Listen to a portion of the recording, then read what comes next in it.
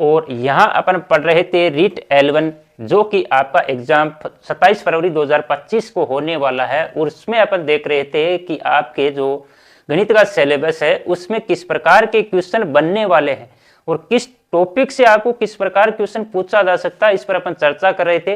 वैसे अगर देखें तो यहाँ पर रीट L1 में गणित के लिए कोई खास सिलेबस यहाँ पर है नहीं, नॉर्मल क्वेश्चन है। और आपको पहले बता दूं कि आपको जो सिलेबस है आपके पास, उस सिलेबस के अनुसार आप तैयारी कीजिए, क्योंकि गाइड के अगर चक्कर में पढ़ोगे ना तो सिलेबस आपका बहुत बड़ा हो जाएगा। क्यों बड़ा हो जाएगा? क्योंकि यहाँ पर आपको सिर्फ पूर्ण संख्याएं पढ़नी है, जबकि गाइड में आपको परमेय अपरमेय सारी संख्याएं वहां पर मिल जाएगी, जबकि परमेय अपरमेय आपके सिलेबस में नहीं है। तो आप उन संख्याओं को क्यों पढ़ेंगे? क्योंकि आपको सिर्फ संख्याएं यहाँ पर पूर्ण संख्याएं पढ़नी है। और पूर्ण संख्याओं में अपन यहाँ वीडियो में अपन पहले चर्चा कर चुके हैं, स्थानीय मान की कर सके और संख्याओं के बारे में अपन पढ़ लिया था। अब तीसरा टॉपिक अब क्या बचा है? पूर्ण संख्याओं। और यहाँ पर यह भी देखेंगे क्लास 6 में पूर्ण संख्याएं दे रखी है और क्लास 6 में पूर्ण संख्याओं से संबंधित आपके गुणनखंड दे रखे हैं, गुणज दे रखे हैं, विभाज्यता के नियम दे रखे हैं और आपका लसम वो आगे की चीज है।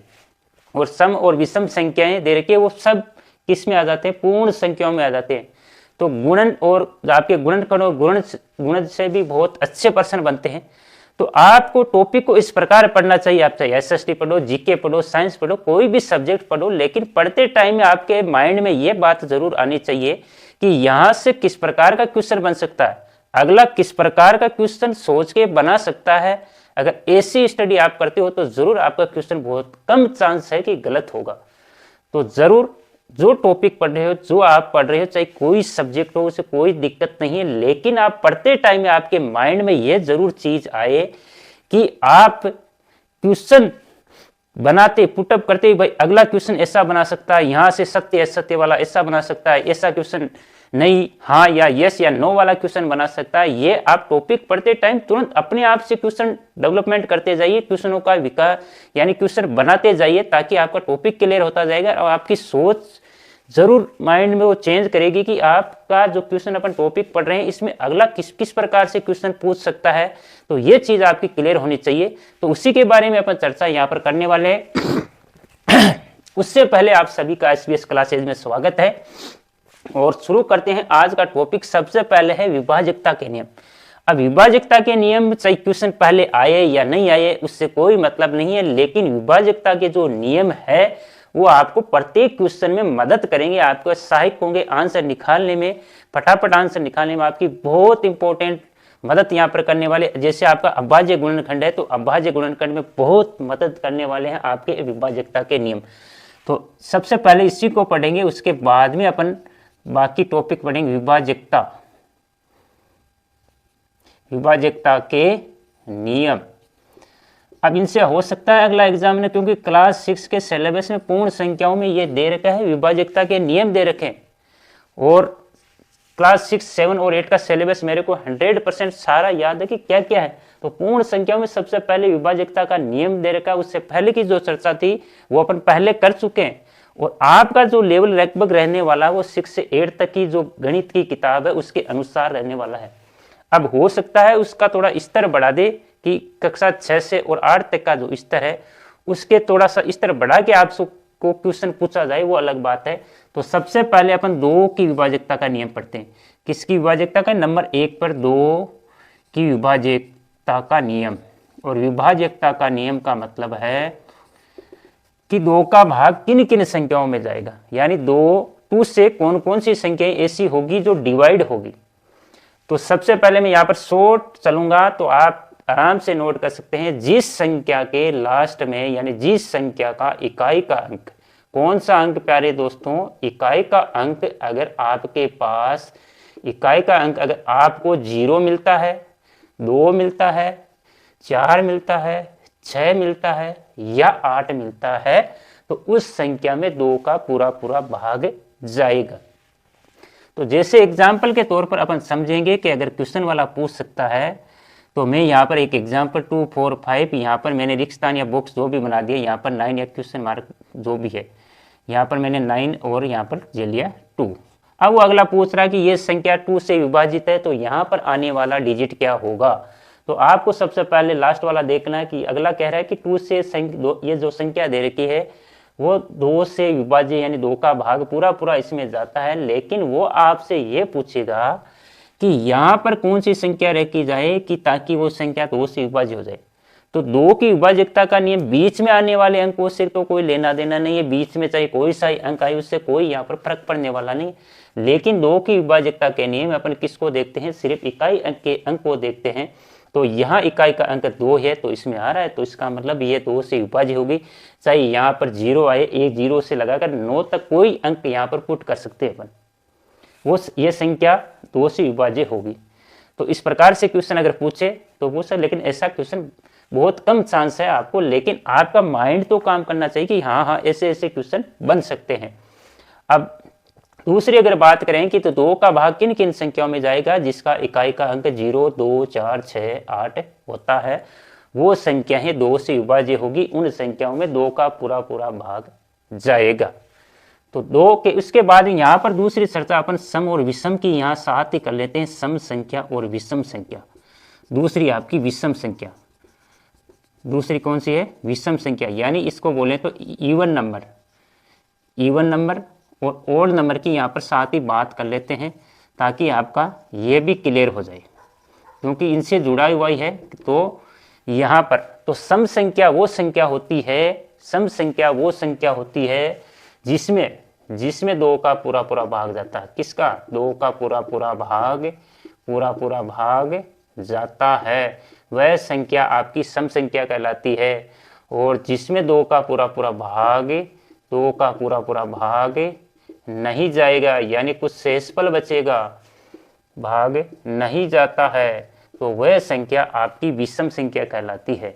तो आपको भाग यहाँ पर देना नहीं है, सिर्फ इस नियम का उपयोग करना है और उसका यूज आपसे मान लो पूछ ले कि कौन सी संख्या सम है कौन सी विषम है, तो सीधा सा आपको भाग वहां पर देना नहीं, क्योंकि इतना टाइम आपके को इतना खराब करना नहीं, क्योंकि आपको सीधा यह नियम दे रखा है कि 2 का भाग किन किन संख्याओं में जाएगा। तो 2 का भाग उन्हीं संख्याओं में जाएगा जिसका इकाई का अंक 0, 2, 4, 6, 8 है। तो आपको लास्ट डिजिट यानी इकाई का अंक देखना है, अगर 0, 2, 4, 6, 8 आता है तो वो संख्या सीधी सी बात है सम है। इसके अलावा अगर आता मान लो 1 आ गया, आपका 3 आ गया, आपका 5 आ गया, 7 आ गया, 9 आ गया, तो वो संख्या आपकी विषम संख्या हो जाएगी। बस, तो आपका टॉपिक यहाँ पर 2 की विभाज्यता के नियम के साथ सम और विषम का क्लियर हो गया। जिसका लास्ट का इकाई का अंक देखना 0, 2, 4, 6, 8 है वो सम है। इसके अलावा अगर आपके पास आता है वो संख्या आपकी विषम होगी। इसके बाद नंबर 2 पर देखते हैं 3 की विभाज्यता। 3 की विभाज्यता का नियम, 3 की विभाज्यता का नियम। अब नियम इसलिए काम आएंगे क्वेश्चनों को सोल्व करने के लिए, कम समय में सोल्व करने के लिए बहुत आपकी मदद करने वाले हैं। आप चाहे गुणनखंड कर रहे हैं या कोई और प्रकार से क्वेश्चन है तो उसमें आपकी जरूर ये मदद करेंगे। तो 3 की विभाज्यता का नियम मैं यहाँ नहीं लिख रहा, सुन लेना ध्यान से। अगर किसी संख्या के अंकों का योग अगर 3 का गुणज हो या 3 से विभाजित हो तो वह संख्या 3 से विभाजित होगी। दोबारा सुन लेना, अगर किसी संख्या के अंकों का योग अगर 3 का गुणज या 3 से विभाजित है तो वह संख्या 3 से विभाजित होगी। एग्जाम्पल के तौर पर मैं यहाँ पर देख रहा हूँ कि मैंने मान लो संख्या ले ली 549, तो यानी 549 संख्या ले ली, तो यहाँ अंकों का योग 5 + 4 + 9, तो 5, 4, 9 और 9 कितने हो गए 18। इसको आगे और ऐड कर सकते देखते हैं, यहाँ पर आपको पता लगे कि 18 3 से विभाज्य है, यानी अंकों का योग किया और आपने देखा कि अंकों का योग 18 आया जो कि 3 से विभाजित है, तो इसका मतलब ये संख्या 3 से विभाजित होगी। तो इसका मतलब ये संख्या 3 से विभाजित होगी। देख लेना, आप भाग देख चेक कर लेना, आराम से विभाजित हो जाएगी पूरी, कुछ भी शेषफल नहीं बचेगा। अब क्वेश्चन ऐसा अगर बनने वाला अगर है तो आपके पास, और इससे पहले आपको बता दूं कि 3 का और 9 का जो विभाज्यता का नियम वही सेम है, उसी में आपको क्या करना है, 9 का भी यही है। तो यहाँ पर नंबर 3 पर अपन 9 की भी बात कर लेते हैं। 9 की विभाज्यता का नियम, 9 की विभाज्यता का नियम, तो 9 और 3 का सेम ही, अंकों का क्या करना है, योग करना है। अगर अंकों के योग अगर 3 का गुणज या 9 का गुणज, या गुणज न बोलकर अपन ऐसा भी बोल सकते हैं कि अगर अंकों का आपने योग किया उसमें 3 और 9 से, वो योग आपका 3 और 9 से विभाजित है, तो वह संख्या 3 और 9 से पूरी विभाजित होगी। 3 और 9 का एकदम सेम नियम है। तो अब अगला क्वेश्चन कैसे पूछ सकता है, तो वो क्वेश्चन में यहाँ पर आपको बताता हूँ कि जैसे मान लो कोई संख्या आपने लिख ली कि 3401 और फिर 8 आपने लिया। अब आपसे पूछा कि ये संख्या 3 से विभाजित है, तो यहाँ पर आपका कौन सा नंबर आने वाला है, ऐसा मैंने एक क्वेश्चन बनाया है। और ऑप्शन आपके पास मान लो 0, 2, 0, 2, 5 और 8 दे दिया, 0, 2, 5 और 8 दे दिया। और आपसे ये कहा जा रहा है कि ये जो नंबर दे रखा है वो 3 से विभाजित है। अगर 3 से विभाजित है तो इसका मतलब इनके अंकों का योग भी किससे होगा, 3 से विभाजित होगा। और 3 से विभाजित होगा तो इसका मतलब यहाँ पर सबसे छोटा नंबर कौन सा रखा है, ये सा क्वेश्चन भी बन सकता है। सबसे छोटा अंक कौन सा रखा जाए ताकि ये 3 से विभाजित हो जाए, या सबसे बड़ा अंक कौन सा रखा जाए कि 3 से विभाजित हो जाए। छोटा न पूछ के आपसे बड़ा पूछ सकता है, छोटा पूछ सकता है, किस प्रकार से भी क्वेश्चन बना सकता है। अगले के माइंड पर डिपेंड है वो किस प्रकार का क्वेश्चन आपको एग्जाम में देता है। तो यहाँ पर अपन अंकों का योग चेक करते हैं। तो 3 + 4 + 0 + 1 प्लस ये क्वेश्चन मार्क प्लस 8, तो यहाँ पर 3, 4, 7 हो गए, 7, 8, 8 और 8 और 6 यानी 16 प्लस आपका क्वेश्चन मार्क। तो 16 में अगर क्वेश्चन ऐसा बनता है कि 9 और 3 का सेम ही, वैसे आप कर लेना, एक साथ बता दिया मैंने एक, क्योंकि फिर वीडियो आपका लंबा हो जाएगा। दोनों से एग्जाम्पल सेम नियम है, अंकों का योग करना, क्वेश्चन सेम ही बनने वाले। तो इसमें देखना कि अगर ये संख्या 3 से विभाजित है, अगर 3 से विभाजित है और आपने अंकों का योग किया तो 16 प्लस क्वेश्चन मार्क। अब क्वेश्चन अगला ये पूछता है कि आपके पास ये 4 ऑप्शन आपको दे रखे हैं, इन चारों में से वो क्वेश्चन ऐसा बनाता है कि सबसे छोटा अंक कौन सा रखा जाए ताकि ये 3 से विभाजित हो जाए। तो इसका मतलब 16 में क्या जोड़ा जाए, मिनिमम संख्या, न्यूनतम संख्या क्या जोड़ी जाए ताकि ये संख्या 3 से विभाजित हो जाए। तो ऑप्शन नंबर यहाँ से अपन देखें, 0 जोड़ेंगे तो कोई 16 का 16 ही आएगा, 2 जोड़ती 18 हो जाएगा, 18 3 से विभाजित हो जाएगा, इसका मतलब ये पूरा नंबर 3 से विभाजित हो जाएगा। ठीक है, लेकिन क्वेश्चन वाला इससे पूछता है कि सबसे बड़ा अंक कौन सा रखा जाए ताकि ये 3 से विभाजित हो जाए। तो सबसे बड़ा देखेंगे, सबसे पहले भाई छोटा है तो छोटा पूछ रहा है तो छोटी संख्या पूछ रहा है, छोटी संख्या देखेंगे। बड़ा अंक पूछ रहा है तो बड़ा अंक देंगे, बड़ा अंक यहाँ पर 8 है तो 8 जोड़ के देखना, 16 + 8 आपका 24 होता है, और 24 आपका 3 से विभाजित है। तो इसका मतलब आपको सबसे बड़ा अंक कौन सा रखना पड़ेगा, 8, और आपका यहाँ पर क्वेश्चन मार्क, आपका आंसर क्या आ जाएगा, 8 आ जाएगा। सबसे छोटा पूछे तो आपका 2 आ जाएगा। ये तो आपका 2 का, 3 का और 9 का यहाँ पर विभाजकता का नियम हो गया। नियम बहुत काम आने वाले, आप चाहे गुणनखंड कर रहे हो, कुछ और भी कर रहे हो। तो उसके बाद में अपन देखेंगे यहाँ पर, इसके बाद में अपन देखने वाले हैं सम और विषम संख्या आपके हो गई, 2 का हो गया, 3 का हो गया, 9 का हो गया। उसके बाद में अपन चलते हैं 4 पर। 4 पर भी कई बार अपन, तो 4 वाला नियम क्या है, 4 की विभाजकता, 4 की विभाजकता का जो नियम है वो आपको देखना है कि, मैं बताता हूं आपको, एक बार सुनना ध्यान से, कि कोई भी संख्या है आपको पूरी संख्या में भाग नहीं देना, लास्ट 2 अंक देखने हैं। लास्ट क्या अंक देखने हैं, 2 देखने।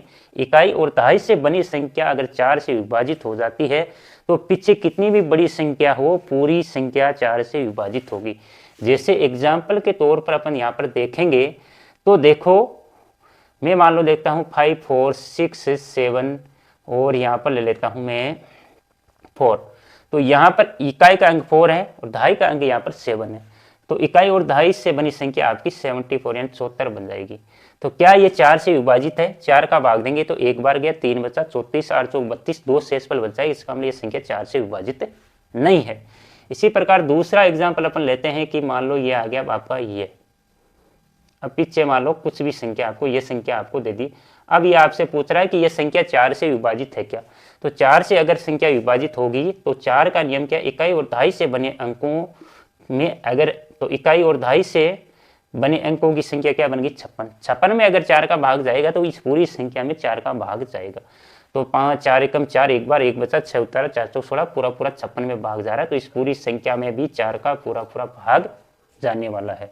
तो ये था 4 का नियम। 4 से वैसे कोई खास क्वेश्चन यहाँ पर बनता नहीं, लेकिन अपन गुणनखंड यानी अभाज्य गुणनखंड करते हैं, वहाँ पर अपना या कोई अन्य कोई विभाजकता में काम आता है तो जरूर अपन देख लेते हैं। उसके बाद में अपन देखते हैं 5 की यानी 5 की विभाजकता का नियम, 5 की विभाजकता का नियम। तो 5 की विभाजकता का नियम सीधा सा है, जिसका इकाई का अंक क्या आएगा, इकाई का अंक अगर इकाई का अंक आपके पास अगर 0 आता है या 5 आता है, यानी लास्ट वाला डिजिट या अंक अगर 0 या 5 आता है, तो वह संख्या आपकी 5 से विभाजित होगी।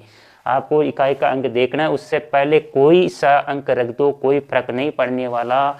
लास्ट में इसका इकाई का अंक 0 और 5 होना चाहिए, तो वो 5 से विभाजित होगी। इसमें आपको कोई ज़्यादा समझाने की आवश्यकता नहीं है। इसी के साथ अपन 10 की विभाज्यता का नियम भी देख लेते हैं। तो 10 की विभाज्यता का नियम इससे मिलता जुलता है। तो मिलता जुलता मतलब इकाई का अंक अगर इकाई का अंक आपका 0 होगा, तो वह संख्या आपकी 10 से विभाजित होगी। उससे पहले कितने ही नंबर आ जाए, कोई डिजिट आ जाए, कोई फर्क नहीं पड़ेगा, लेकिन इकाई का अंक क्या आना चाहिए, 0 आना चाहिए, तो वह संख्या 10 से विभाजित होगी। उससे पहले आपसे कुछ भी अंक हो, कोई फर्क नहीं पड़ेगा, लेकिन इकाई का अंक 100% अगर 0 है तो वह 10 से विभाजित हो जाएगी। तो यह आपका हो गया 5 का, 10 का, 4 का। इसके बाद में 5 या 6 की अगर बात करेंगे, तो 6 में अगर 6 संख्या है, आपको दे रखी है कि 6 से विभाजित होने वाली संख्या, तो 6 को मैं क्या ऐसे लिख सकता हूँ कि 2 गुणा 3, बिल्कुल लिख सकता हूँ कि 2 और 3 को गुणा करेंगे तो 6 ही आएगा।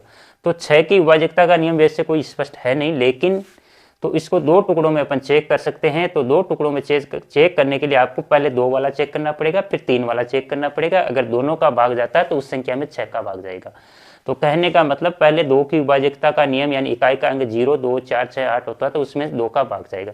फिर आप 3 वाला चेक करोगे। 3 की विभाज्यता का नियम आपका है कि अगर अंकों के योग में 3 का भाग जाता है या 3 का गुणज है, तो उस संख्या में 3 का पूरा भाग जाएगा। इसका मतलब 2 का जा रहा है, 3 का जा रहा है, तो इसका मतलब उस संख्या में आपका 6 का जाने वाला है।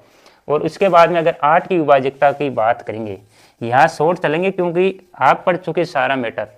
तो 8 की विभाज्यता की अगर बात करेंगे तो आपको देखना है इकाई का अंक देखना है, प्लस आपका दूसरा दहाई देखना है, और फिर आपका सैकड़ा, यानी लास्ट 3 अंकों से बनी संख्या में 8 का भाग जाता है। लास्ट 3 डिजिट में अगर 8 का भाग जाता है तो उस पूरी संख्या में 8 का पूरा भाग जाएगा।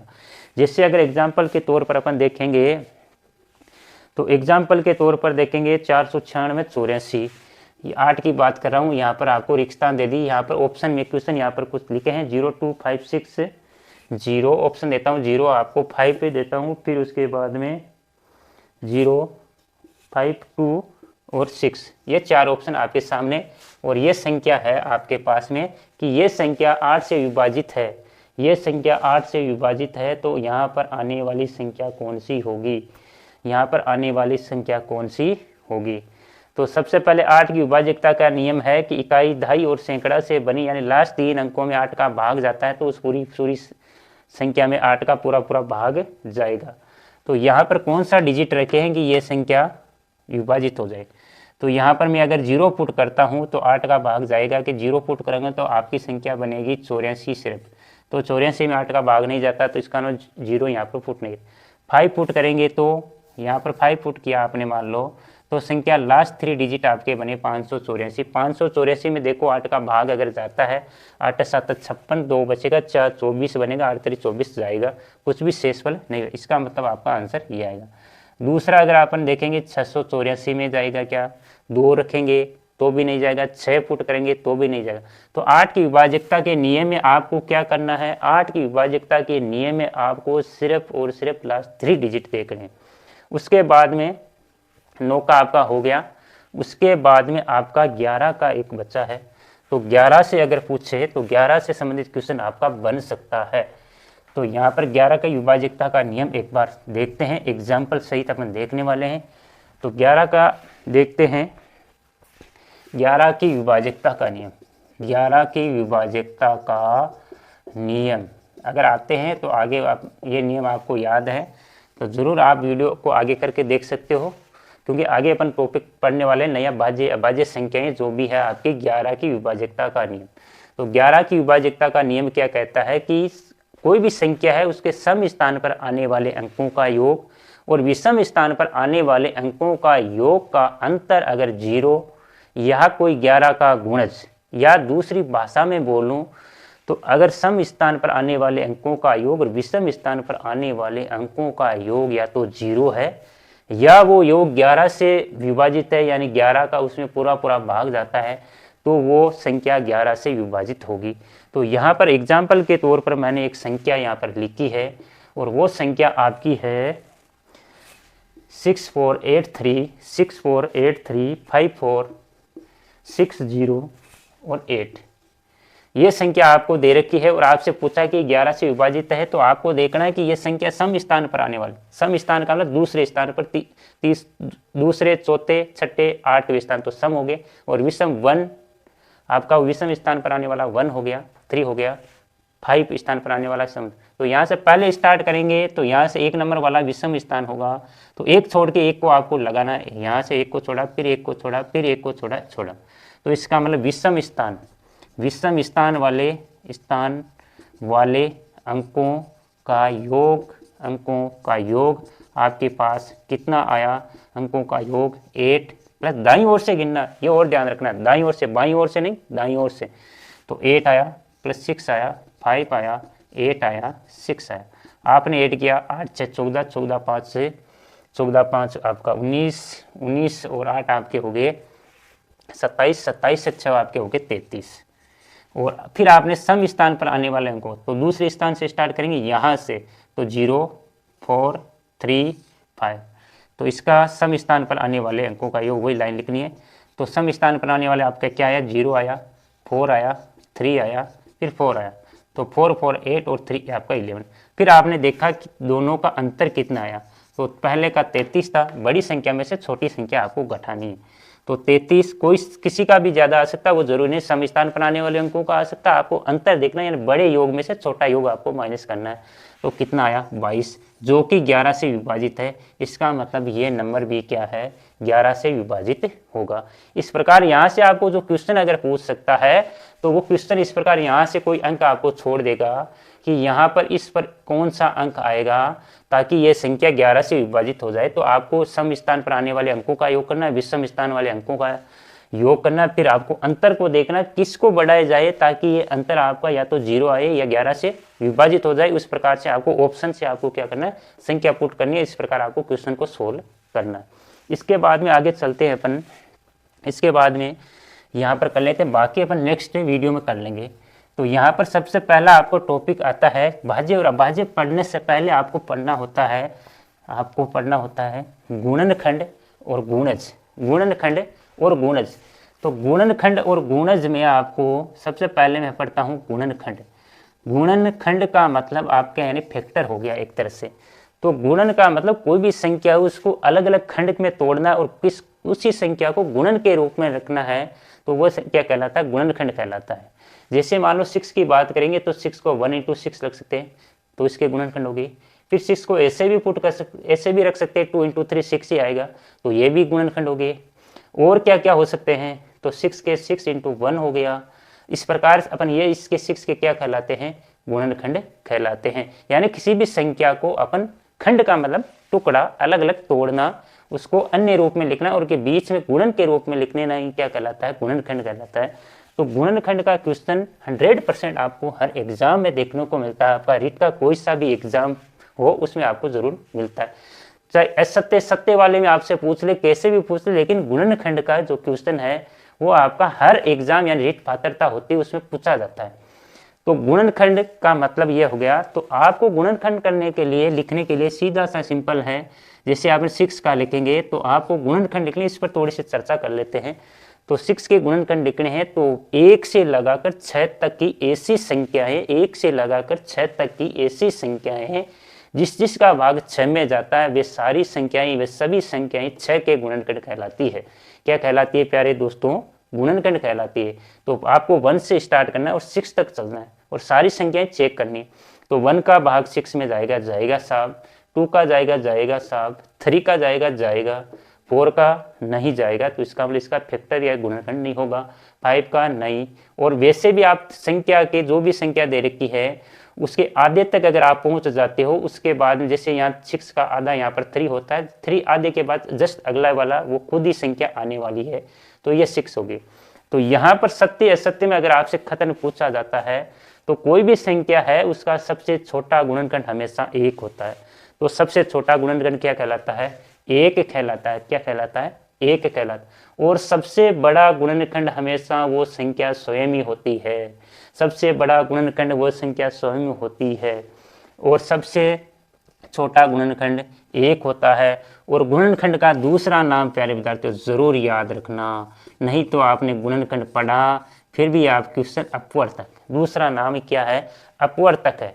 तो आपसे शब्द गुणनखंड न देके कि अपवर्तक भी पूछ सकता है, तो गुणनखंड का दूसरा नाम अपवर्तक जरूर याद रखना, नहीं तो क्वेश्चन आते ही हुए भी गलत ये कर बैठते हैं। तो इसके लिए अगर कोई शब्द आपको समझ में नहीं आए, हिंदी में ऐसा शब्द आ गया तो जरूर एक बार आप, क्योंकि जो पेपर आपका आएगा बाय लैंग्वेज यानी इंग्लिश हिंदी दोनों में आएगा, तो आपको इंग्लिश वाला एक बार जरूर पढ़ लें। कई बार ऐसा हो जाता है साइकोलॉजी में हो जाता है या मैथ में कोई ऐसा शब्द आ जाता है जो अपन समझ में नहीं आता है, तो ज़रूर एक बार अगर हिंदी वाला शब्द समझ में नहीं आ रहा है तो इंग्लिश वाला क्वेश्चन पढ़ना, तो तुरंत आपके समझ में आ जाएगा। तो यहाँ पर दूसरी बात करते हैं 8 के अगर गुणनखंड की बात करेंगे तो 1 का भाग 8 में जाएगा, ठीक है। 2 का जाएगा, 3 का नहीं जाएगा, इसका गुणनखंड नहीं होगा। 4 का जाएगा, सब इसका गुणनखंड होगा। 5 का जाएगा, नहीं जाएगा, तो इसका गुणनखंड नहीं होगा। 6 का जाएगा, नहीं जाएगा। 7 का जाएगा, नहीं जाएगा। 8 का तो जाएगा ही जाएगा। तो कुल मिला के अगर किसी संख्या के आधे तक पहुंच जाते हो तो उसके बाद में आगे वाला जो गुणनखंड होगा वो संख्या खुद ही होगी। जैसे 20 के लिख रहे हैं तो 1 का जाएगा, 2 का जाएगा, 3 का नहीं जाएगा, 4 का जाएगा, 5 का जाएगा, 6 का नहीं, 7 का नहीं, 8 का नहीं, 9 का नहीं, 10 का। 10 के बाद में 20 का आधा 10 है तो जस्ट 20 ही आएगा। इस प्रकार तो आपसे पहला सत्य असत्य वाला बता दिया, सबसे छोटा गुणनखंड 1 होगा, सबसे बड़ा गुणनखंड उस संख्या स्वयं खुद ही होगी। अब आपसे क्वेश्चन दूसरा किस प्रकार बन सकता है यहाँ पर गुणनखंड से, जैसे मान लो कोई भी संख्या आपको नंबर दे दिया कि 6 के सभी गुणनखंडों का योग कितना है, या 6 के सभी गुणनखंडों का गुणनफल कितना है। किसी भी प्रकार से क्वेश्चन बना सकता है, लेकिन आपको गुणनखंड आते हैं, गुणनखंड लिखना आता है तो आपका बहुत ही 90 यानी कोई 1% चांस भी नहीं होगा कि आपका क्वेश्चन गलत हो जाए। क्यों? क्योंकि आपको मेन उद्देश्य आपको गुणनखंड आता है, तो गुणनखंड आने के बाद इसमें किसी भी प्रकार का क्वेश्चन बनाए कोई दिक्कत यहाँ पर नहीं। तो यहाँ पर 6 के तो यहाँ देख लिए कि योग पूछ सकता है, सभी गुणनखंडों का गुणनफल पूछ सकता है, सबसे बड़ा गुणनफल पूछ सकता है, सबसे छोटा पूछ सकता है। तो ये क्वेश्चन, इसके अलावा कोई यहाँ पर क्वेश्चन बनने वाला नहीं। अगर ऑप्शन से आपको करना कि देखो कि जितनी कोई भी संख्या है उसके सभी गुणनखंडों का भाग उस नंबर में जाएगा। आपको बड़ा नंबर दे दिया कि निम्न में से इसे कौन सा इसका एक गुणनखंड है, तो 4 ऑप्शन सामने है आपके, तो चारों ऑप्शन से उसमें भाग दे लो, उस संख्या में भाग दे लो, जिसका भाग जाएगा वही उसका गुणनखंड हो जाएगा। तो सीधा सा आपको गुणनखंड लिखने की आवश्यकता ही नहीं है अगर ऐसा क्वेश्चन आपके पास आता है। जैसे मान लो यहाँ पर दे दिया, मान लो 4 ऑप्शन 5 20 का गुणनखंड है, तो मैं 6 8 5 3 ये 4 ऑप्शन आपके पास दे दिए। और क्वेश्चन वाला कह रहा है यहाँ 20 की जगह सिंपल एग्जाम्पल के तौर पर अपन समझ रहे हैं, ना कि अपन इतने डीपली जा रहे हैं। क्वेश्चन को सोल्व कैसे करना वो अपन यहाँ सीख रहे हैं। तो क्वेश्चन वाला ये 20 का यानी कोई बड़ी संख्या आपको दे दी, लेकिन मैं यहाँ पर समझाने के लिए 20 ले रहा हूँ कि 20 का एक गुणनखंड है, निम्न में से 20 का एक गुणनखंड है। तो आपके पास 4 ऑप्शन A B C और D दे रखा है। तो इसको सोल्व करने के लिए आपको क्या करना है, अगर इसका भाग जाएगा, किसका, इसका भाग जाएगा, जिस संख्या का भाग जाएगा इन चारों में से, तो वही इसका एक गुणनखंड हो जाएगा। 6 का जाएगा, नहीं, ये गुणनखंड नहीं। 8 का जाएगा, नहीं होगा, पूरा पूरा जाना चाहिए। 5 का जाएगा, यस, तो यही आपका आंसर हो जाएगा। तो ये गुणनखंड था। और गुणनखंड की अगर बात करें तो दूसरा क्वेश्चन गुणनखंड के बाद में एक आता है सार्वक गुणनखंड। क्या आता है? सार्वक गुणनखंड। तो सार्वक गुणनखंड का मतलब है जो सभी में आता है वह गुणनखंड जो सबका गुणनखंड है। सार्वक गुणनखंड का मतलब जो सबका गुणनखंड है। जैसे मैं कहूँ कि 6 व 8 का सबसे छोटा गुणनखंड, सबसे छोटा गुणनखंड, सॉरी छोटा सार्वक गुणनखंड क्या होगा? सबसे छोटा सार्वक गुणनखंड होगा।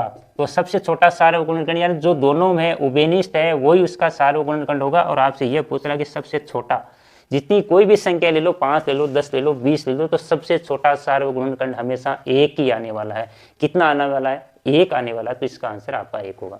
अगर यहाँ पर मैं चेंज कर देता हूँ सबसे बड़ा, क्या चेंज कर देता हूँ कि आपसे पूछे 6 व 8 का सबसे बड़ा सार्वक गुणनखंड, तब आपका कोई फिक्स नहीं रहता, वो संख्या पर डिपेंड करेगा। सबसे छोटे में आपका 1 आने वाला है।